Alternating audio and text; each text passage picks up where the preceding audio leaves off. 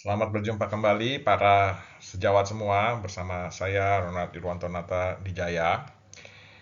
Topik kita kali ini saya akan mencoba mengupas mengenai kebijakan dan fungsi kultur dalam menjalankan fungsi PPRA di rumah sakit ya.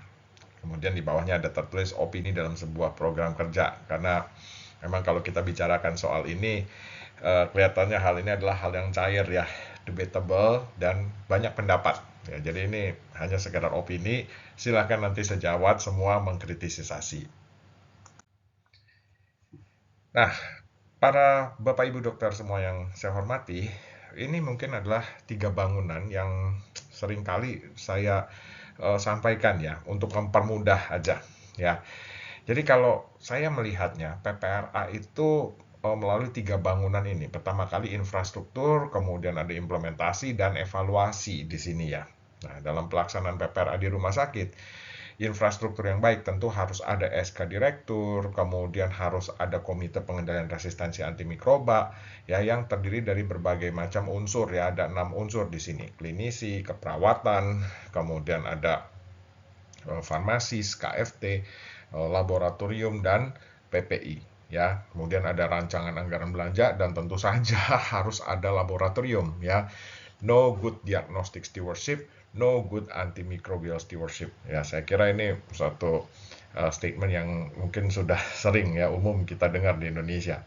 Jadi yang saya melihat bahwa untuk infrastruktur kelihatannya kita harus melengkapi semua ini ya. Tetapi apakah kita berhenti sampai di sini Bapak Ibu dokter? Tentunya tidak. Kita harus melanjutkannya dengan langkah implementasi. Ya, nah pada langkah implementasi ini tentunya kita harus memiliki panduan panduan penggunaan antimikroba ya, empirik ya yang harus inline dengan PPK ya, panduan praktek klinik. Ini harus inline saya pikir. Jadi obat-obatan tata laksana yang ada di dalam PPAB itu harus sejalan dengan yang ada di PPK. Dan jangan lupa untuk implementasi harus ada sosialisasi. Bukan hanya saja terhadap klinisi, tetapi juga kepada Pak Farmasi dan perawat. Agar apa? Supaya semuanya menjadi jelas peran dan fungsi masing-masing dalam implementasi dalam menjalankan PPRA PGA di rumah sakitnya.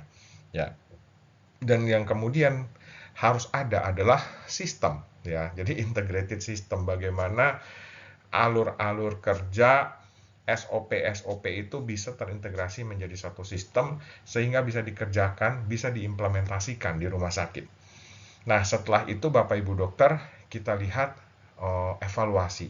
Nah, saya memandang kalau kita bicara evaluasi, maka sebenarnya ada dua hal besar yang kita evaluasi di sini ya. Jadi yang pertama adalah AMU atau kita sebut sebagai antimicrobial usage dan yang kedua adalah AMR, antimicrobial resistance. Hanya memang pada berbagai regulasi kita mulai dari Permenkes 8 2015 sampai yang KMK 1596 2024 ini ya. Nah, ini memang ada FORKIT ya, multidisiplin case integratif atau mungkin di Indonesia kan menjadi FORKIT, Forum Kajian Kasus Infeksi Terintegrasi. Nah, ini adalah yang dievaluasi, harus dilaporkan begitu ya. Nah, kalau kita bicara AMU, nah kita memang bicara tentang DDD, qualitative change. Sedangkan kalau kita bicara AMR, kita bicara pola kuman surveillance, survei ya. Nanti sejawat bisa lihat tuh ya di KMK nomor 0107 1596 2024 ya. Jadi yang dilaporkan itu adalah survei-survei. Nanti kita lihat di sini. Nah, kita akan bicara nanti di sini mengenai AMR-nya itu. Nah, kemudian di sini Bapak Ibu dokter juga ada yang namanya FORKIT. Bapak Ibu dokter yang saya hormati, tentunya evaluasi ini akan bisa menjadi suatu evaluasi yang baik dan benar apabila kita menjalankan implementasinya secara baik juga. Jadi ini yang terkadang saya sendiri menilai secara subjektif mungkin ya, saya nggak punya data pasti. Tetapi kelihatannya banyak data DDD kita punya, JSON kita punya, pola kuman surveillance kita punya. Tetapi tidak ada sistem, tidak ada implementasi sebelumnya. Sehingga apabila implementasi ini tidak ada, infrastruktur mungkin ada, implementasi tidak ada, Nah, hasil-hasil DDD, JSON, dan pola kuman dan sebagainya ini saya rasa tidak bisa menjadi suatu elemen evaluasi, hanya sebagai survei saja. Sehingga Bapak Ibu Dokter di sini harus ada implementasi terlebih dahulu. Nah, Bapak Ibu Dokter, saya juga melihat bahwa AMR ini merupakan suatu hasil yang belakangan nanti terjadi. Tentu AMU-nya dulu diperbaiki. DDD antibiotiknya turun, kemudian ada shifting ke antibiotik-antibiotik akses.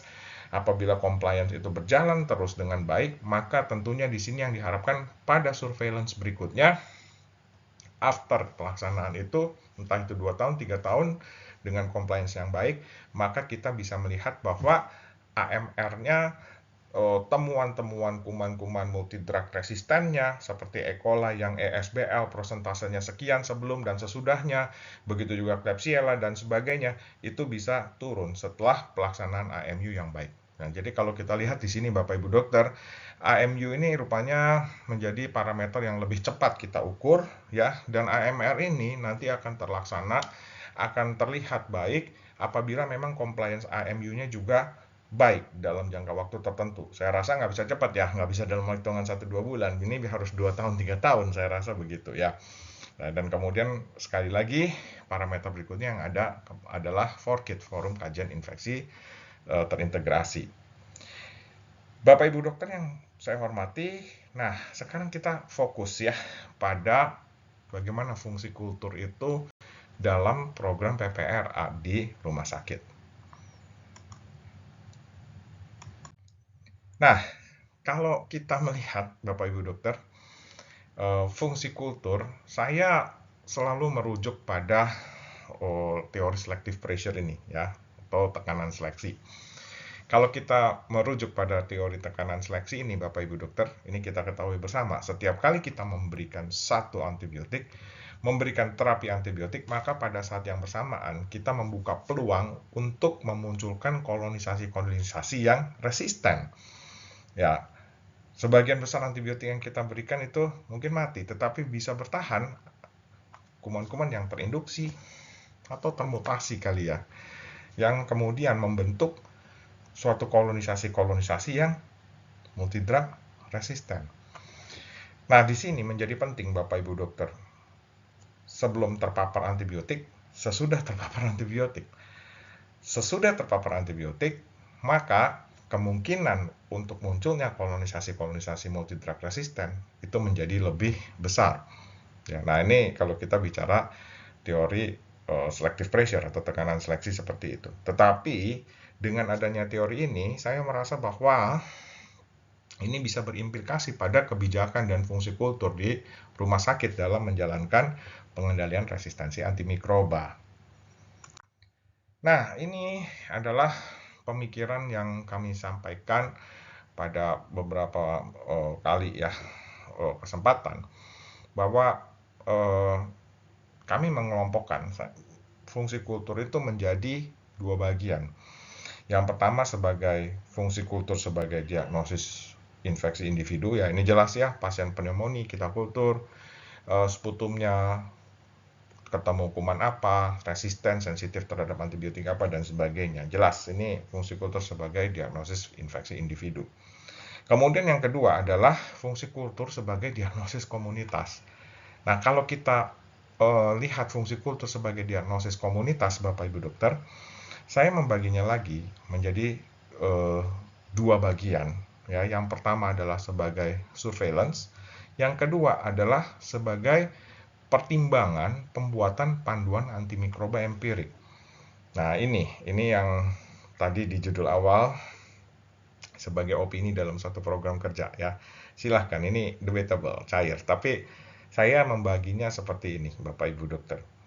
Nah, kenapa demikian? Karena saya melihat bahwa ini fungsi kultur ini bisa berbeda ya Bapak Ibu Dokter. Bahwa dia sebagai surveillance, ya ini fungsi kultur sebagai diagnosis komunitas maksudnya, dia berbeda sebagai surveillance dan sebagai pertimbangan pembuatan panduan antimikroba empirik. Yuk kita lihat satu-satu. Nah, Bapak Ibu Dokter, ini adalah fungsi diagnosis komunitas kultur sebagai surveillance. Tadi telah disampaikan bahwa pada berbagai macam regulasi yang berlaku di negara kita tentang PPRA, bahwa surveillance ini menjadi hal yang harus dilaporkan memang, surveillance kuman gitu ya. Dan ini bisa menjadi suatu evaluasi mungkin ya kinerja, atau mungkin kalau di Permenkes 8 2015 itu pasal 11 ya kalau nggak salah, nanti sejawat bisa lihat lagi. Itu bahasanya itu adalah indikator mutu ya, surveillance gitu. Nah, ini yang dilaporkan. Nah, kenapa demikian? Karena memang di sini ya kita bisa lihat ya survei before after ya. Nah, di sini kita lihat Bapak Ibu dokter. Ini bisa kita bandingkan seperti ini. Ini mungkin sekedar ilustrasi aja ya. Jadi 2 tahun sebelum intervensi PPRA PGA vs 2 tahun setelah intervensi PPRA PGA. 2 tahun sebelum diintervensi PPRA PGA belum dilaksanakan, antibiotiknya mungkin masih bebas dan sebagainya. Kita bisa lihat mungkin berapa sih persentase temuan E. coli yang statusnya ESBL. Berapa sih persentase temuan Klebsiella yang statusnya ESBL. Berapa temuan Pseudomonas mungkin yang carbapenem resisten dan sebagainya. Tetapi begitu diintervensi PPRA dan PGA dilaksanakan, kemudian terjadi suatu shift ya, penggunaan antibiotik dari watch ke akses, yang tadinya ceftriaxone, mungkin bahkan carbapenem ganti ke akses misalnya, ampicillin subactam, amoxiclav dan sebagainya. Ya, terjadi suatu pergantian tren, kemudian DDD-nya juga turun dan itu comply dengan baik selama 2 tahun. Nah, kemudian kita periksa lagi, kita survei lagi, turun nggak persentase temuan E. coli, ESBL dan sebagainya. Nah, ini saya memandang sebagai fungsi surveillance. Nah, tetapi nanti kita bisa lihat Bapak Ibu dokter dengan fungsi kultur sebagai diagnosis komunitas, sebagai pertimbangan pembuatan panduan antibiotik. Ya, kenapa begitu? Karena nanti kita lihat bahwa kalau pada surveillance ini, saya memandang bahwa ini kita nggak terlalu tidak mempertimbangkan timingnya. O-nya harus diambilnya pada individu yang seperti A, B, C, D, E sebelum antibiotik masuk dan sebagainya. Jadi kita nggak mempertimbangkan timing di sini. Yang penting kita di sini, yang dilihat di sini kelihatannya adalah survei memang sebelum dan sesudah. Turun nggak persentasenya setelah penggunaan antibiotiknya, compliance-nya baik sebelum dan sesudah. Tapi saya melihat kalau surveillance seperti ini, apa iya ini bisa dijadikan suatu dasar pasti untuk pertimbangan pembuatan panduan antibiotik? Rasanya masih sulit ya, karena masih banyak hal yang harus kita pertimbangkan ya. Nah, ini kalau opini saya ya. Nah,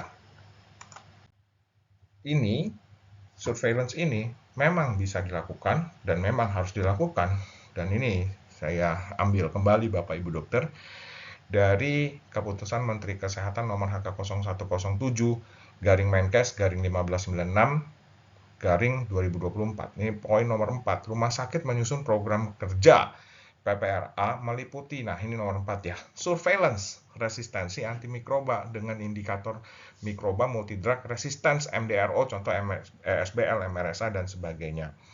Ya, nah ini kelihatannya jadi memang dia sebagai suatu sesuatu yang harus dilaporkan, dilihat gitu ya perkembangannya, bagaimana MDRO-nya sebelum sesudah ya.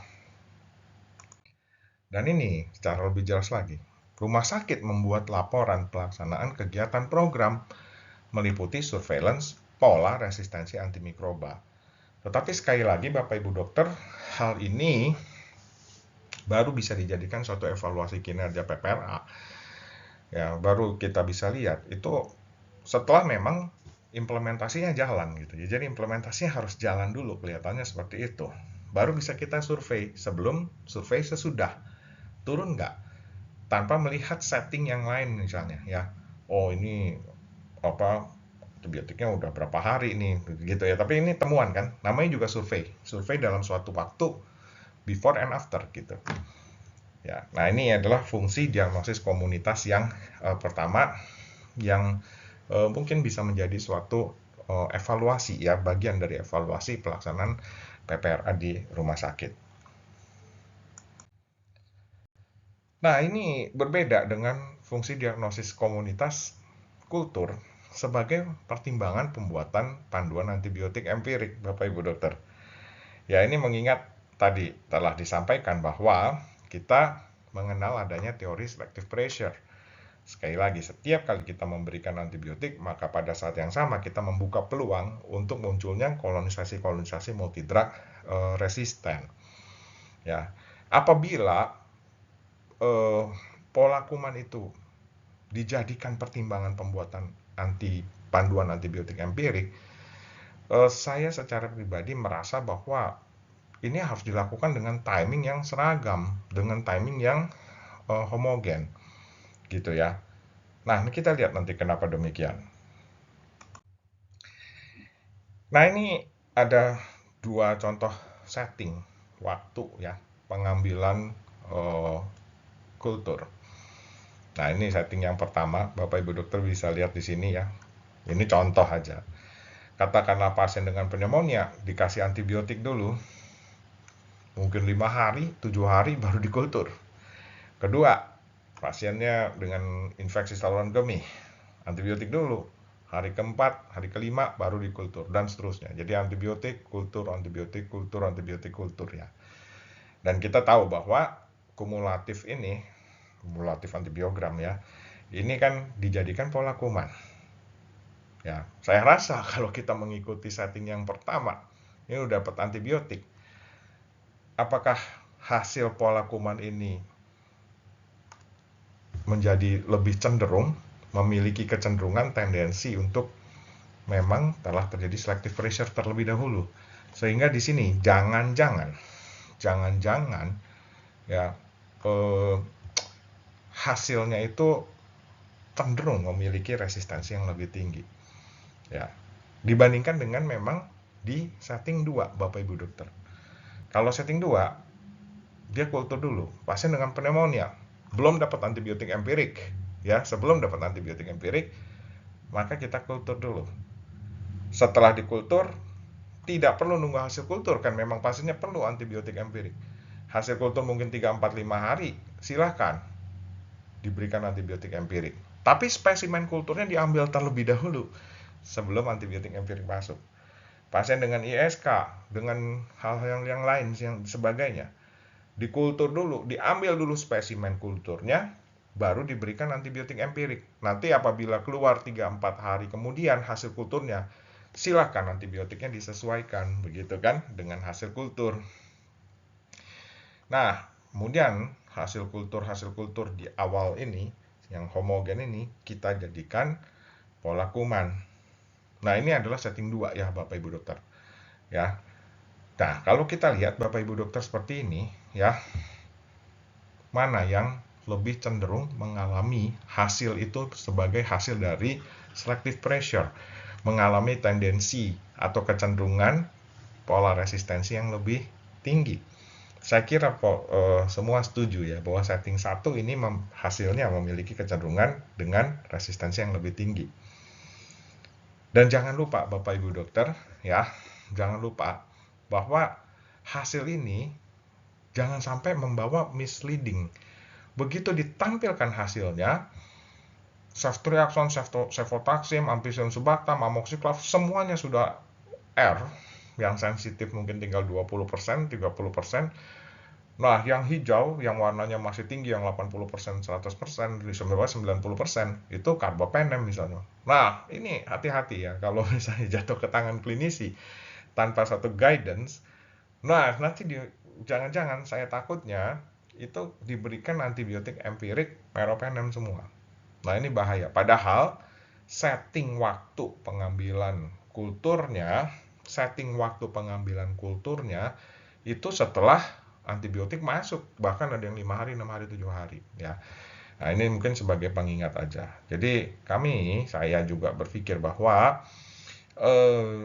hasil kultur yang diambil, spesimen kultur yang diambil sebelum antibiotik empirik masuk itu adalah yang terbaik. Cuman di sini harus catatan ya, bukan artinya antibiotik itu menunggu hasil kultur, bukan. Tapi spesimennya diambil terlebih dahulu, silakan hasil kultur belum keluar, antibiotiknya diberikan, nanti kalau keluar 3-4 hari, 5 hari kemudian di sini silahkan disesuaikan dengan hasil kulturnya. Tetapi di sini ada satu setting yang homogen bahwa mayoritas antibiotik, mayoritas kultur yang diambil itu diambil sebelum pemberian antibiotik empirik. Sehingga di sini tujuannya adalah supaya memperkecil hasil yang nanti dilaporkan adalah hasil yang memang sudah terpengaruh mungkin oleh selective pressure. Nah, Bapak Ibu dokter yang saya hormati, ternyata ini juga ada penelitian juga tersendiri ya. Dia membuat suatu stratifikasi begitu ya. Ternyata memang singkat cerita di sini dia membuat suatu stratifikasi bukan hanya berdasarkan timing waktu pengambilan kulturnya aja, tetapi juga berdasarkan karakteristik hostnya dari medical history-nya. Ya, di sini dia membuat stratifikasi resiko tipe 1, 2, 3 ya, tetapi berbeda nih dari Rafro ya. Jadi dia membuat sendiri. Nah, di sini Bapak Ibu dokter ternyata didapatkan dari masing-masing karakteristik berdasarkan stratifikasinya yang dibuat berdasarkan medical history-nya, itu ternyata didapatkan hasil pola kuman yang juga berbeda. Ya. Nah, jadi di sini ini kan nanti kan akhirnya pola kuman ini kan diberikan kepada klinisi untuk dijadikan suatu pedoman untuk pemberian antibiotik empirik. Nah, ternyata bisa jadi berbeda setting waktu, berbeda setting karakteristik host, medical history-nya, riwayat penggunaan antibiotiknya, riwayat hospitalisasinya, itu bisa memberikan satu gambaran pola kuman yang berbeda. Ya, nah di sini Bapak Ibu dokter, memang kami dari Naspro Indonesia selalu mengajak supaya antara klinisi dengan dokter laboratorium itu selalu berkolaborasi, di bridging, berdiskusi ya, apalagi kalau menghadapi kasus-kasus yang sulit gitu ya. Jadi saya dan teman-teman juga di sini melihat bahwa membaca, menginterpretasikan, mengimplementasikan pola kuman sebagai dasar untuk pembuatan antibiotik, panduan antibiotik empirik itu juga tidak mudah. Dan ini Bapak Ibu dokter, ini penelitian dengan satu source yang terbatas ya. Tapi di sini saya mencoba melihat ya, ini ada 57 temuan yang dinyatakan sebagai multisensitif dan 49 temuan sebagai multidrug resistant. Ternyata dari 49 temuan yang dinyatakan sebagai multidrug resistant, 89,80% ini ada berbagai macam historinya. Jadi dia imunokompromis dengan riwayat penggunaan antibiotik dan atau riwayat hospitalisasi dan atau penggunaan instrumen medis. 89,80% ya dari temuan yang dinyatakan multidrug resistant itu adalah dari kelompok imunokompromis dengan ada riwayat antibiotik dan atau hospitalisasi dan atau instrumen medis kurang dari 90 hari yang lalu. Bapak Ibu dokter yang saya hormati, saya rasa ini memang perlu kajian-kajian lebih lanjut ya, bahwa fungsi kultur sebagai diagnosis komunitas, satu sebagai surveillance, kedua sebagai dasar pembuatan panduan antimikroba empirik, ini kelihatannya memang membutuhkan satu approach, suatu sudut pandang yang berbeda. Ya, sekali lagi surveillance itu mungkin kita melihat tanpa melihat suatu setting yang homogen. Tetapi kalau kita bicara tentang dasar sebagai dasar untuk pembuatan panduan antimikroba empirik, antibiotik empirik, maka saya berpikir jangan-jangan memang kita penting untuk melihat setting waktu, setting host-nya ya, karena ternyata itu mungkin juga bisa menyebabkan suatu perbedaan pelaporan pola kuman. Tetapi yang jelas di sini Bapak Ibu dokter harus ada satu bridging antara klinisi dengan dokter lab dalam menginterpretasikan pola kuman, apalagi kalau itu harus digunakan sebagai panduan atau pegangan untuk pemberian antibiotik empirik. Ya. Nah, ini Bapak Ibu dokter mungkin bisa melihat ya pada YouTube saya yang lalu mengenai Raspberry Indonesia Risk Stratification, a literature review. Ya, kalau ini tadi masih dari source yang terbatas, tapi kalau ada memang literatur review terkait stratifikasi, dan kita bisa lihat di sini jangan-jangan berbeda stratifikasi itu juga bisa berbeda pola kumannya. Ya, ini adalah satu tinjauan aja, silahkan nanti dikritisisasi. Demikian, Bapak Ibu, Pak Dokter semua, sejawat yang saya hormati, mohon maaf apabila ada hal-hal yang kurang sempurna, kurang update, atau ada hal-hal yang kurang tepat dari penyampaian ini. Manusia tidak pernah bisa sempurna, tetapi mudah-mudahan melalui hal ini bisa memberikan satu manfaat bagi Bapak Ibu dokter semuanya, sekecil apapun itu manfaatnya. Terima kasih, sampai jumpa di lain kesempatan. Tetap semangat untuk PPRA Indonesia, untuk Indonesia yang lebih sehat dan sejahtera. Sampai jumpa.